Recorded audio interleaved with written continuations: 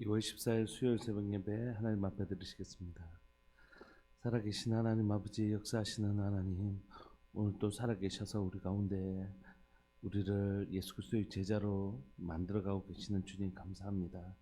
우리 속에 먹음직하고 보암직하고 지혜롭게 할 만큼 담대스럽게 보이는 이생의 자랑, 안목의 정욕, 육체의 정욕들을 가지고 살아갑니다. 사랑하는 하나님 아버지, 오늘 우리 삶들 가운데 오셔서 하나님 썩어지고 없어질 것들을 팔아서 영원한 것을 살 줄 아는 지혜를 우리에게 주시옵소서. 우리에게 영원한 것을 팔아 썩어질 것을 사는 어리석은 인생 살지 않게 하여 주시고, 하나님 우리의 삶에 참된 것, 영원한 것 선택할 수 있는 용기를 우리에게 허락하여 주옵소서. 오늘도 하나님, 그리스도의 제자가 되는 것이 무엇인지 나의 원대로 사는 것 아니라 주님의 뜻대로 사는 참된 그리스도의 제자, 그 아름다운 삶을 우리가 살아낼 수 있도록 주님 은혜 내려 주옵소서. 오늘도 말씀으로 우리를 교정하여 주시고 가르쳐 주시고 그리스도의 좋은 제자로 우리가 빚어갈 수 있도록 주님 은혜 내려 주시옵소서. 사랑하는 예수님의 이름으로 감사하며 기도합니다. 아멘. 찬송가 549장입니다. 찬송가 549장입니다.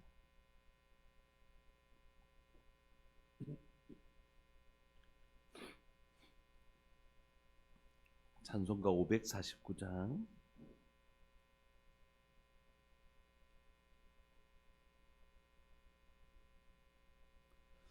내 주여 뜻대로 행하시옵소서. 온 몸과 영혼을 다 주께 드리니 이 세상 고락가 주 인도하시고 날 주가 나셔서 뜻대로 하소서. 내 주여 뜻대로 행하시옵소서.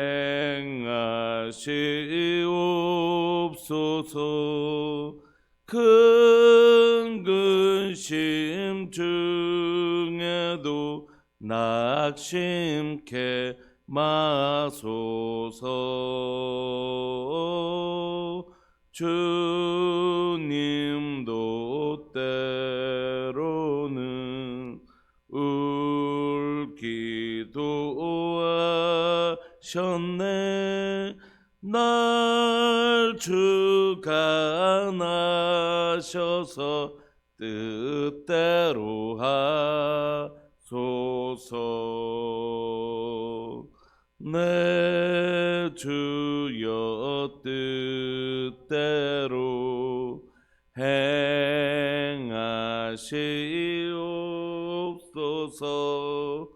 내 모든 일들을 다 주께 맡기고 저 천성 향하여 고요히 가리니 살든지 죽든지 뜻대로 하소서. 아멘.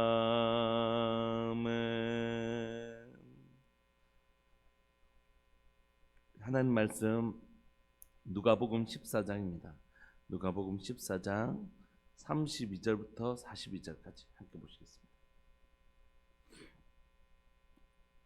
마가복음 14장 32절부터 42절까지 죄송합니다. 마가복음 14장 32절부터 42절까지.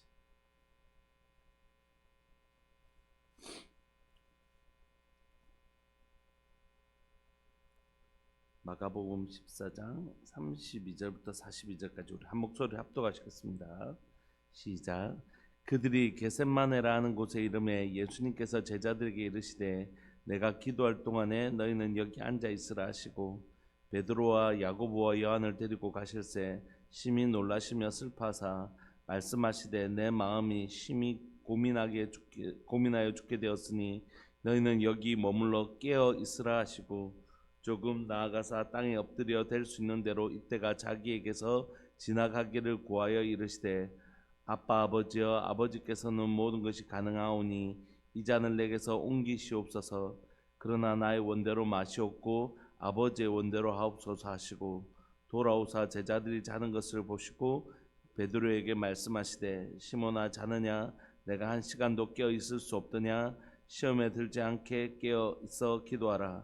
마음에는 원이로되 육신이 약하도다 하시고 다시 나아가 동일한 말씀으로 기도하시고 다시 오사 보신즉 그들이 자니 이는 그들의 눈이 심히 피곤함이라. 그들이 예수께 무엇으로 대답할 줄 알지 못하더라. 세 번째 오사 그들에게 이르시되 이제는 자고시라 그만되었다. 때가 왔도다. 보라 인자가 죄인의 손에 팔리느니라. 일어나라 함께 가자. 보라 나를 파는 자가 가까이 왔느니라. 아멘.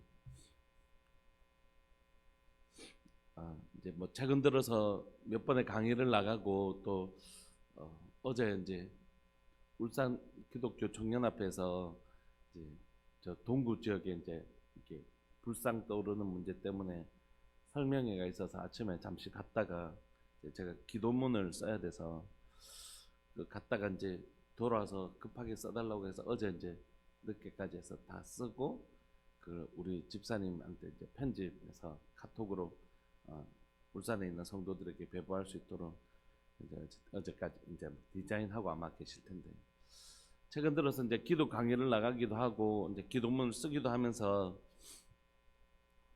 예전에는 이제 제가 기도 강의하는 것들이 있었으니까 복음으로 기도하는 것, 뭐 말씀 기도, 뭐 영적 전쟁 이런 하나님 나라 이런 기도 이제 내용들이 있는데 주로 우리가 기도가 기능적인 측면과 관계적 측면 두 가지가 있는데 우리는 지금까지 주로 기도의 기능적 측면을 배워왔단 말이에요. 기도하면 하나님 들으시고 응답하시는 것, 그게 기도의 기능적 측면이거든요. 그래서 하나님 우리의 기도를 통해서 하나님 놀라운 일을 하시죠. 그러나 하나님께서 우리 가운데 놀라운 일을 하시는 이런 기도의 열매는 이런 기능적 측면에서 어떤 기도의 응답이 일어나는 건 기도의 관계적 측면, 즉 뿌리에 해당되는 열매를 맺으면 뿌리가 건강해야 되는 것처럼 기도가 능력 있기 위해서는 우리의 기도가 응답받기 위해서는 하나님과의 관계성이 중요합니다. 하나님이 나의 아버지이신 것을 믿고 그 아버지와의 친밀한 관계를 누릴 때 우리의 기도가 능력이 있어지는 이런 부분들에 대해서 좀 나누었는데 최근 들어서는 좀 기도의 가장 큰 두 가지 기둥인 신앙의 두 가지 기둥이기도 하고 또 우리의 기도의 큰 기둥이기도 한 두 가지를 좀 계속해서 설명하게 하시는 마음들이 좀 하는 제 마음에 감동이 있는 것 같아요. 우리의 신앙의 뿌리는 두 가지거든요. 개혁주의 신앙의 뿌리 두 기둥이 있는데 하나는 전적 타락, 전적 부패이고 하나는 이신칭입니다. 내 가운데 선한 게 하나도 없는 것이 구원을 이룰 만한 우리가 우리의 구원에 1%도 관여한 게 없는 것입니다. 전적으로 하나님의 일방적인 은혜이고 선물인 것이죠. 내 가운데 무슨 선한 하나님께서 한 99% 만들으시고 네가 1%는 네가 채우라 하신 게 없고 그 전적으로 아무 나 자신을 구원할 만한 능력이 내 가운데 없을 뿐만이 아니라 전적으로 타락하고 전적으로 부패한 이런 나를 우리가 아직 죄인 되었을 때 그리스도께서 우리를 위하여 죽으심으로 하나님께서 우리에 대한 자기 사랑을 확증하시고 어떤 아이가 있는데 이 아이 가운데 이 아이들 뭐 잘 키우면 이렇게 되겠다 이런 가능성을 보고 이 아이를 입양한 것이 아니라 이 아이를 이대로 버려두고 가면 내가 살지 못할 것 같은 그분의 놀라운 자비와 사랑을 기반으로 그 아이를 양자 삼으셨던 것처럼 우리를 구원하신 건 우리 가운데 선한 것이 하나도 없고 일방적인 우리를 향한 하나님의 사랑이 기인한 것이거든요. 이게 전적 타락입니다. 그리고 그분의 놀라운 공로로 말미암아 그분을 믿기만 하면 의롭게 되어지는 그분의 일방적인 은혜로 말미암아 우리가 구원되어지는 전적 타락 이신칭이 나는 아무것도 할 수 없고 그분의 일방적인 사랑으로 말미암아 우리가 구원받은 것 이게 이제 신앙의 두 기둥이에요. 그래서 오늘날 그리스도인 안에 이것들이 바로 세워졌는지를 우리가 신앙의 기초를 세울 때 우리가 그런 거 하잖아요. 철근을 뼈대를 신고 뭐 철근을 하고 콘크리트를 이렇게 해서 이게 다 굳었는지 점검하고 그렇게 시작하잖아요, 기초를.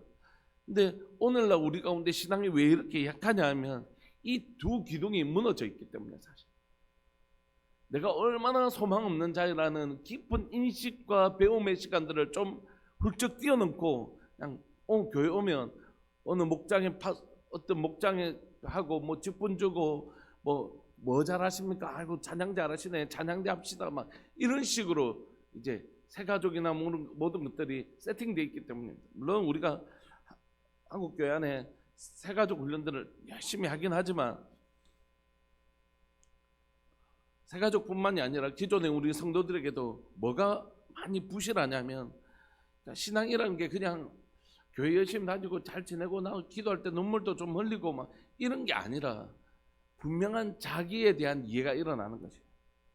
자신에 대한 내가 얼마나 소망 없는 인생인지에 대한 깊은 이해, 내가 구원받을 만한 선한 것이 하나도 없다는 것을 발견하는 것. 하나님이 성령께서 내 가운데 오셔서 나를 오늘도 이렇게 내 선한 양심 가운데 이렇게 끊임없이 말씀하셔도 그 선한 양심을 거절하고 죄를 짓기도 하고 습도와 온도가 맞기만 하면 언제든지 곰팡이가 생기는 그런 하나님 내 가운데 깊은 연약함이 있다는 존재, 내가 하나님 없이는 아무것도 할 수 없는, 하나님 나를 돌보지 않으시면 언제든지 죄악에 휩쓸려갈 수 있는 그런 연약한 존재라는 깊은 자기 절망, 깊은 자신에 대한 깊은 절망이 일어나야지 신앙이 시작되는데 이 깊은 자기 절망을 대부분 생략하고 신앙생활을 한단 말이에요. 그러니까 자꾸 교회 안에 뭐가 있냐면 자기 자랑이 등장하는 것이에요.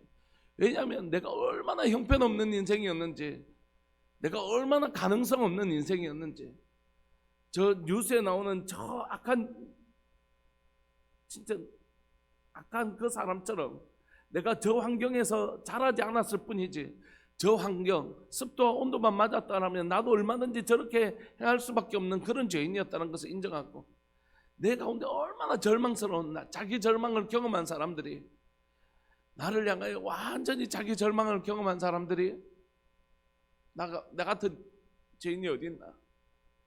내가 어떻게 구원받을 수 있나? 내가 어떻게 저 아름다운 천국의 시민이 될 수 있나? 라는 자기 깊은 자기 절망, 자기를 향한 깊은 절망을 경험한 사람들이 이런 나를 사랑해 주신 그 그리스도의 놀라운 사랑을 경험하는 것, 이런 나까지도 사랑해 주셔서 내 가운데 선한 것이 하나도 발견되어지지 않음에도 불구하고 이런 나를 구원하시기 위한 그분의 일방적인 사랑으로 말미암아 십자가에 죽어서 나를 건져주신 그 사랑이 고맙고 놀라워. 나도 내 삶의 한켠이라도 그분의 삶이 있기를 소망하는 그런 삶이 그리스도인의 삶인 것이. 근데 이런 거 다 생략하고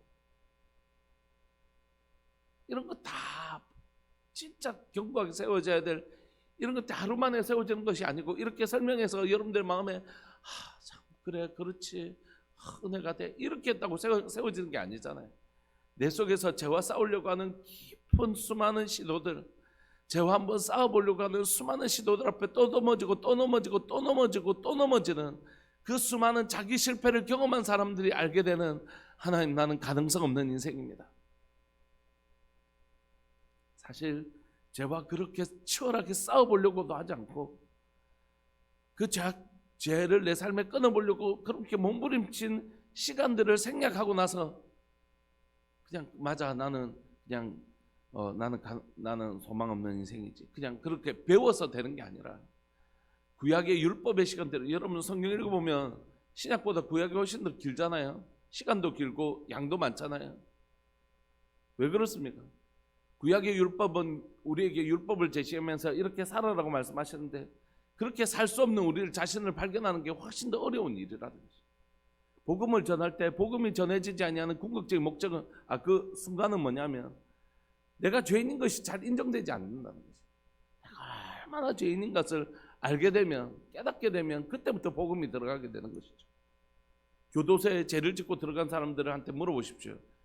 네 이런 죄 지었다고 하면 그 사람들이 나 죄를 이렇게 많이 졌기 때문에 난 진짜 죄인이야 이렇게 얘기하나요? 그렇지 않아요. 죄는 죄를 많이 지었다고 죄인인 것을 인정하고 회개하는 건 죄를 많이 지었다고 고백하는 게 절대 아니라고 말씀드렸잖아요. 그 사람들이 얘기해요. 밖에 큰 죄 지은 사람들 밖에 다 있다고 이렇게 얘기해요. 그 죄는 뭐냐면 죄를 깨닫는 건 죄를 많이 지었기 때문에 깨닫는 게 아니라 진짜 진리 앞에 섰기 때문에 그 죄를 깨닫게 되는 것이거든요.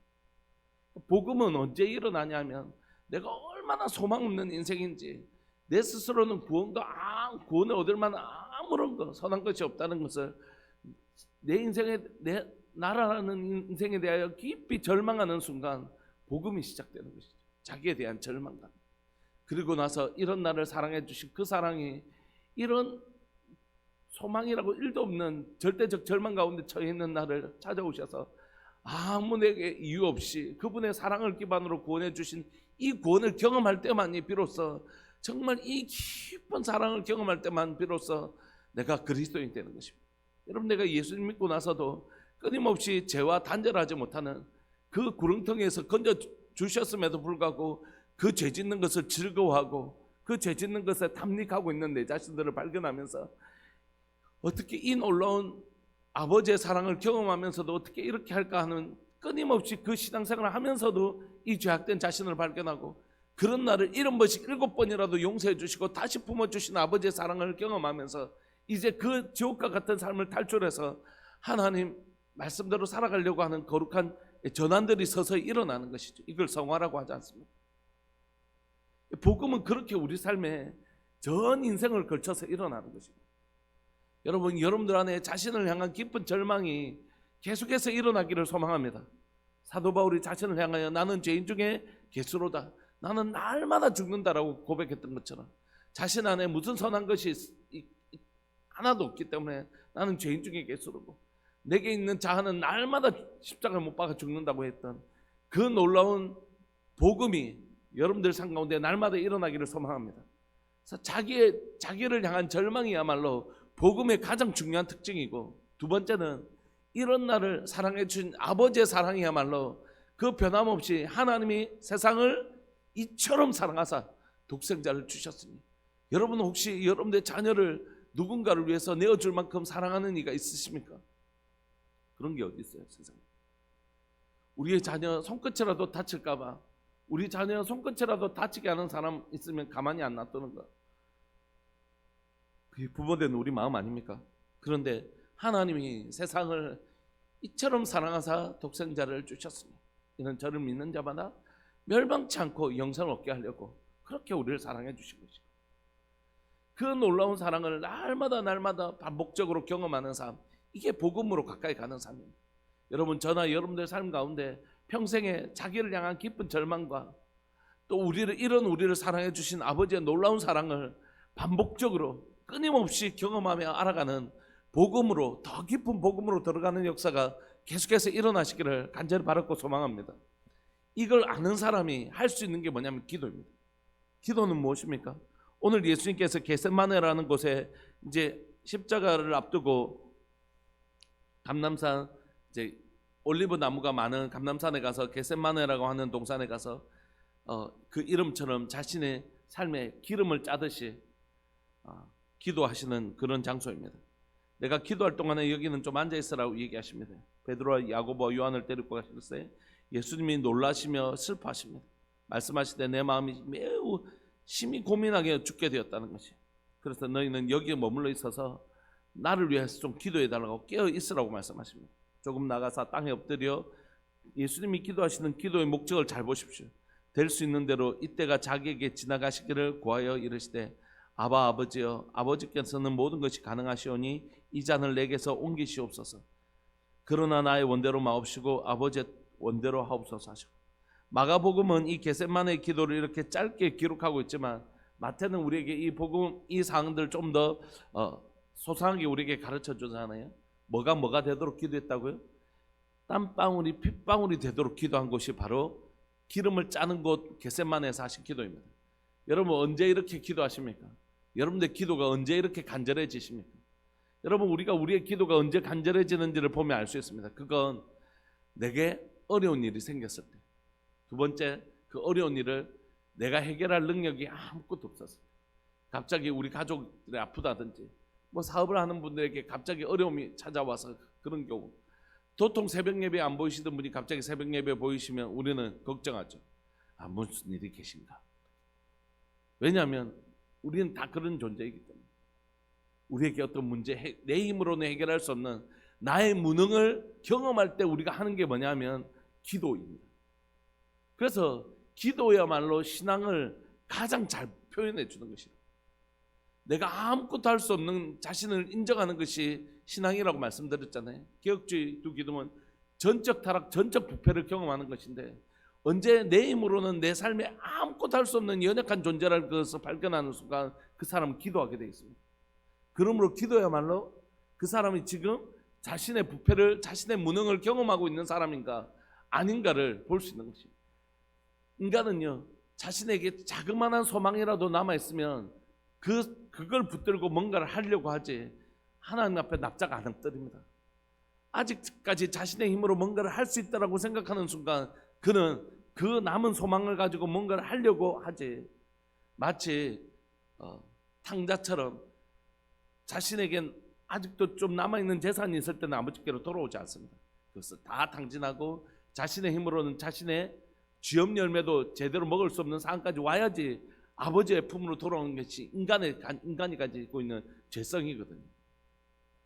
그러므로 기도야말로 기도한다는 것 자체가 뭐냐면, 그 기도가 정말 이것을 기반으로 한 기도인지 우리가 뭐 세심하게 점검할 필요가 있겠지만, 기도하지 않는 사람은 그래서 사실 그 신앙에 굉장히 문제가 있는 것이에요. 왜냐하면 신앙은 진짜 자기를 향한 깊은 절망과 무능을 경험하는 것이 신앙인데, 그런 사람은 반드시 뭐 하게 돼 있냐면 자신의 무능 때문에 하나님 좀 도와주세요. 내가 기도조차도 내가 어떻게 기도해야 될지 모르겠고, 전도조차도 내가 어떻게 전도해야 될지 모르겠고, 하나님 내가 내 생각이 너무 어리고 연약하고 내가 너무 부족하다, 이렇게 고백할 수밖에 없는 것이죠. 저희 첫째 딸이 이제 취업을 해서 이제 병원에 이제 출근을 하게 되는 시점이 이제 지금 됐는데, 지금 오늘 뭐 가면 이제 오리엔테이션을 받고 뭐 다음 주부터 출근을 할 건지를 결정한다고 그러더라고요. 저희 가족이 오랫동안 아이의 병원, 어느 병원, 뭐 합격한 병원들이 여러 군데 있어서 함께 기도했거든요. 그 기도한 건 뭐냐면, 우리 가운데 무능할 뿐만이 아니라 무지하다는 것이, 어떤 곳에 하나님의 계획이 있는지 알지 못하는 그런 연약한 인생이기 때문에 우리가 하나님의 아름다운 계획이 있는 곳이 어느 병원인지 잘 모른다는 거죠. 그래서 우리는 뭘 보고 판단하냐면, 연봉 보고, 근무 조건 보고, 먹음직하고 보암직하고 지혜롭게 할 만큼 탐스럽게 보이는 것, 그거 기준으로 선택할 가능성이 아주 농후한 사람들이란 말이에요. 심지어 우리는 뭐도 그렇게 결정하냐면, 배우자도 심지어 그렇게 결정할 때 있잖아요. 어떤 사람이 있는데 의사, 돈 많이 버네, 시집 좋은 데 가네. 그 사람 평생 살아갈 그 사람의 성품과 인격이 그리스도를 닮은 성품이 어디 있는지 이런 거 안 살펴보고, 의사가 돈 많이 버네, 시집 잘 가네. 우리는 그 배우자가 먹음직하고 보암직하고 지혜롭게 할 만큼 탐스럽게 보이면 그것 들썩 선택하는 것입니다. 우리가 그렇게 살아간단 말이에요. 근데 우리가 고백하는 건 뭡니까? 하나님, 우리가 할 수 있는 전적으로 무능한 존재일 뿐만이 아니라 그 무능 안에는 뭐가 있다고요? 전적 무지가 들어있는 것이에요. 무엇이 선한지도 알지 못하는 거죠. 날마다 고백하게 되는 것. 하나님 앞에 기도하지 않고 행하는 것은 다 불안한 것이, 나의 무능, 나의 욕심을 따라 행할 수 있는 존재이기 때문에. 그러므로 기도는 철저하게 자기 무지와 자기 무능을 인정하는 사람들이 하나님의 전지하심과 전능하심을 사모하며 나가는 장소, 그게 기도예요. 그래서 여러분, 기도는 뭐냐면 우리의 신앙을 그대로 드러내는 것이 기도입니다. 기도하지 않는 사람에 대해서는 그래서 그 신앙에 대한 깊은 의문과 질문이 남아있는 것이죠. 기도하지 않는데 어떻게 해? 기도하지 아니하는 그 사람의 태도를 보면서 어떻게 저 사람에게 전적 무지와 무능과 하나님을 향한 일방적인 그 은혜에 대한 의탁함, 의지함 이런 게 있다고 할 수 있을까? 거의 없다고 봐야 되는 거죠. 거의 없다고 봐야 되는 것입니다. 그러므로 사실 기도하지 않으면 그 사람의 신앙에 대해서는 거의 질문을 반드시 해봐야 되는 거죠. 여러분, 예수님의 기도도 마찬가지입니다. 예수님이 이곳에서 마태는 얘기하잖아요. 땀방울이 핏방울이 되도록 기도했는데 도대체 뭘 위해서 그렇게 기도했을까요? 우리처럼 우리 자녀들 정말 잘 되게 해달라고, 주님 제발 우리 아이 진짜 너무 중요한 순간이라고, 하나님 우리 아이 이제 직장 구하고 이제 이 직장을 가지고 살아가야 된다, 우리 가족 가운데 아픈 사람이 있습니다, 하나님 정말 우리 집에 정말 어려움이 생겼습니다 하면서 막 이렇게 붙들며 기도했던 기도가 아니잖아요. 예수님이 도대체 땀방울이 핏방울이 되도록 기도했던 기도 제목은 뭡니까? 그건 나의 원대로 마옵시고 아버지의 뜻대로 되게. 왜냐하면 지금 예수님에게 닥쳐진 이 고난이 너무 크고 무섭거든요. 여러분, 우리 가운데 고난이 찾아오잖아요. 우리 가운데 어려움이 찾아오면 우리도 기도하잖아요. 예수님에게도 지금 예수님의 생애 가운데 가장 고통스러운 순간 십자가의 죽으심을 앞두고 있단 말이에요. 그런데 그때 예수님의 원은 뭐였냐면 아버지여, 아버지께서 모든 것이 가능하오니 이 잔을 내게서 옮기시옵소서. 이게 예수님의 소원이었단 말이에요. 원하심. 예수님이 이 고통으로부터 면하고 싶은 게, 완전한 하나님이시면서 또한 완전한 사람으로 이 땅에 오신 예수님이 겪으실 육체의 고난뿐만이 아니라 삼일체 하나님과의 단절을 경험하는, 하나님과의 단절이 곧 죽음이라고 말씀드렸잖아요. 우리는 상상할 수도 없는 그 고통이 이 앞에 놓여 있는데 예수님께서도 이 잔을 옮기고 싶으셨단 말이에요. 이 잔을 마셔야 되시는데 이 잔을 옮기고 싶으셨단 말이에요. 그래서 언제든지 하늘에 있는 12영이라도 데리고 와서 이 로마 군대들을 다 물리치고 이 십자가에서 이 못을 다 뜯어내시고 내려오실 수 있단 말이에요. 그런데 예수님이 그 십자가 앞두고 뭘 위해서 기도하셨다고요? 내가 그렇게 살지 않도록 주님 도와주십시오. 내가 나의 원대로 살지 않도록 주님 나를 붙들어 주십시오. 이 고통을 면하고 싶어서 내가 가지고 있는 능력 쓰지 않고 내가 주님의 뜻을 이룰 수 있도록 내 원대로 마옵시고 내 원대로 행하지 않도록, 내 소원대로 행하지 않고 하나님의 뜻을 이루는 사람이 될 수 있도록 주님 나를 붙들어 주옵소서. 하나님 나를 붙들어 주옵소서. 아버지 나를 붙들어 주소서. 그것 위해서 땀방울이 핏방울이 되도록 기도하신 것입니다. 여러분, 그러니까 우리의 기도는 핵심은 뭐냐면, 우리가 오늘날 성도들과 교회가 해야 될 기도의 본질은 뭐냐면, 하나님 내가 꼭 이것 좀 들어주세요. 꼭 이것 좀 되게 해주세요. 꼭 하나님 돼야 됩니다.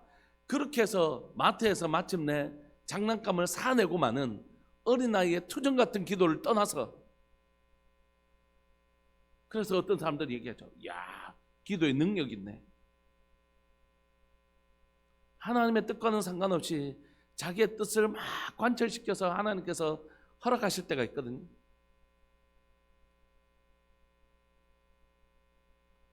그걸 마치 기도의 능력이라고 생각하는, 어린아이의 투정과 같은, 마트에서 결국 그 장난감을 사내면 그게 기도의 능력으로 생각하는, 그게 아니라 자신의 난 이렇게 했으면 좋겠어 라는 마음이 있어도 아버지의 마음이 어떤 것인지 알아서, 아버지 나 이렇게 안 하고 이렇게 할게요. 이렇게 해서 진짜 이것을 좀 이뤄갈게. 자기의 욕망을 십자가에 못 박을 줄 알고 나의 원대로 말고 하나님 아버지의 그 아름다운 뜻이 이루어지기를 정말 원하는, 아버지의 마음을 알고 있는, 그리고 그 아버지의 뜻이 가장 아름다운 줄 알아서 오늘 자기 속에 있는 욕망과 땀방울이 핏방울이 되도록 싸워내는 기도, 그게 바로 기도의 본질입니다. 목회자로 살면서 전 직장생활을 3년 정도 했거든요. 직장 생활을 하면서 선교사로 나오고 싶은 마음이 있었습니다. 근데 하나님 목회자로 부르셔서 목회자가 되면서 진짜 세상 것을 내려놓고 시작했단 말이에요. 직장에서 버는 월급 다 내려놓고, 제가 첫 번째 전도사 시절 때 50만 원 받고 시작했어요. 30만 원 받고 시작했어요. 저희 아내하고 결혼하고 첫 애가 있었는데 갑자기 30만 원 가지고 생활이 되나요? 50만 원 가지고 그 다음에 학비 전혀 지원 안 됐거든요. 지원 안 되는 작은 교회였거든요. 그래도 그 길을 가려고 하나님 마음 주셔서 아내하고 가족의 동의를 얻고 또 그 길을 가게 되었습니다. 제가 그 선택을 하는 순간 저희 가정은 경제적으로 굉장히 어려움을 겪어야 되고, 저와 저희 아내, 저희 아이들은 그런 경제적인 어려움을 겪어야 되죠. 친구들은 다 이 나이쯤 되면 부장, 이사, 검은 세단에 40~50평 된 아파트를 다 가지고 있어요. 친구들은 다. 우리 친구들은 다 그렇게. 저만 가면 20년 넘게 된 소나타, 우리 집사님 주신 차를 가지고 가거나 스타렉스를 가지고 가죠. 예수 그리스도를 선택하면서, 예수님의 이 목회자의 삶을 선택하면서 세상 자랑, 세상 욕망 그런 것과 부끄러워하지도 않고 비교하지도 않고 상관없단 말이에요. 그런데 이 목회하면서도 죽었다고 생각했던 그 욕망들이 살아나는 거예요. 내가 저 목사님보다 더 훌륭한 목회자 되고 싶어. 내가 우리 교회 막 부흥시켜가지고, 역시 이 목사 그럴 줄 알았다면서, 역시 달라 이 목사는, 이런 얘기를 듣고 싶은 자기 욕망이 있단 말이에요. 사람들 앞에 내가 얼마나 괜찮은 사람인지 드러내고 싶고, 이 사람들 앞에서 나를 증명해, 내 인생이 얼마나 괜찮은 인생인지, 나 그렇게 제법 잘 살았어, 이런 걸 증명하고 싶어하는 그런 욕망들이 있단 말이에요. 그 욕망과 싸우는 게 기도라고요. 그 욕망을 이루려고 막 기도하는 게 기도가 아니라, 하나님 내가 그렇게 살지 않게 해주십시오. 하나님 아들을 죽기까지 이 땅에 이루기를 원하셨던 그 소중하고 아름다운 뜻 내가 알아서 내 아들을 죽여서라도 나는 이 뜻 이루고 싶다. 그게 하나님 나라와 의거든요. 그것 이루고 싶어서 그 뜻 이루려고 몸부림치는 거, 그게 기도예요. 이해해요. 정말 존경하는 목사님들이 그 전기와 같은 책들을 내시잖아요. 그 책을 읽어보면 세상에 그런 목사님들은 없습니다. 저도 진짜 그분들의 진짜 어떻게 이런 삶을 살 수 있었을까? 그게 그렇게 살아내셨는데 마지막 말년에 그렇게 성장한 교회를 자기 아들에게 세습해주면 그게 뭐예요? 결국 실패한 것입니다. 나의 원대로 마우시고, 이게 기도의 시작이고 신앙의 시작인데, 죄송하지만 신앙에 실패하신 것이죠. 기도에 실패하신 것입니다. 자신의 욕망대로 결국 자신의 아들에게 그것을 줘버리신 것입니다. 말씀을 마무리하고 싶습니다. 여러분, 신앙은 내 뜻이 선하지 않다는 것을 믿는 것입니다. 아이들이 자기 원하는 대로 다 해주면 그 아이가 아름답게 자랄까요? 아빠 5천만 원, 100만 원 줘 이러면 초등학교 우리 우리 셋째가 이제 초등학교에서 중학교로 올라가는데, 아빠 누구는 아이팟도 사주고 뭐도 사주고 뭐도 사준대, 막 이렇게. 뭐 우리가 사줄 수 있어요. 충분히 여유가 있어요. 그렇지만 제가 그랬어요. 아빠는 그거 안 사줄래. 그거 해주는 거 핸드폰도 100몇십만짜리. 요즘 중학교만 가면 이런 패드를 다 들고 다닙니다. 패드 100몇십만짜리, 아이팟 수십만짜리. 아이들이 해달라는 대로 다 해준, 그러면 그 아이가 건강하게 자라겠어요? 절대 그렇지 않죠. 우리의 욕망대로 사는 인생을 그렇게 허락해 주시는 건 절대 하나님의 뜻이 아닙니다. 여러분. 내가 설사 그렇게 막 기도를 해서 어거지로 하나님 앞에 받아냈더라도 그건 신앙도 아니고 복음도 아니고 하나님 나라도 아니고 아무것도 아닙니다. 진짜 하나님의 나라는 자신의 나의 원대로 봐옵시고 하나님의 뜻이 이루어지도록 자신을 십자가에 못 박고 자신의 욕망을 쳐서 못 박는 것, 그게 진짜 하나님의 나라. 사랑하는 여러분, 여러분들 안에 복음이 아름답게 더 만들어져 가시기를, 쌓아져 가시기를 소망합니다. 내가 얼마나 무능한 존재인지, 내가 얼마나 무가치한 존재인지, 그러나 우리 주님이 이런 나를 얼마나 사랑해 주시는지, 그리고 나를 통하여 나는 아무것도 할 수 없지만 나의 이 작은 기도, 이 작은 외침, 주님이 이 땅을 바라보시면서, 하나님, 우리 권사님 전도하실 때 이 영혼 바라보시면서 하나님 이 영혼을 얼마나 구원하시기를 기뻐하시는지 아버지의 마음을 배워서 그 복음을 전하면, 그 방법이 어리석고 연약하고 무능해 보여도 그 전도가 능력입니다. 그 기도가 능력이 있는 것입니다. 우리가 앉아서 이게 몇 마디 하는 게 무슨 능력이 있겠어요? 그런데 전적인 무능한 나를 하나님 앞에 내려놓고 전능하신 하나님을 믿으며, 하나님, 우리 집사님 몸 아픈데 낫게 해달라고, 하나님, 우리 집사님 몸 아픈데 나는 아무것도 할 수 없지만 우리 주님 낫게 해주실 수 있지 않냐고, 하나님 도와달라고 하는 이 몇 마디의 기도를 주님 기뻐 받으시고 이루어 주시는 거죠. 그게 기도입니다. 우리 오늘 이 시간에 우리 안에 복음이, 우리 안에 기도가 견고하게 세워지는, 복음의 두 기둥, 기도의 이 두 기둥이 견고하게 세워지는 은혜, 절대 나의 욕망을 위해서 사용되어지지 않고, 신앙이, 기도가, 내 목회자의 삶이 내 욕망을 채우는 데 사용하지 않고 하나님의 아름다운 뜻, 아들을 죽기까지 원하셨던 그 뜻을 이루어드리는데 내 삶이 사용되어지는 은혜 누리며 살아가는 복된 그리스도인 되시기를 소망합니다. 우리 시간 사랑하는 주님의 이름을 크게 부르시면서, 하나님, 나 좋은 그리스도인 되고 싶습니다. 좋은 기도의 사람 되고 싶습니다.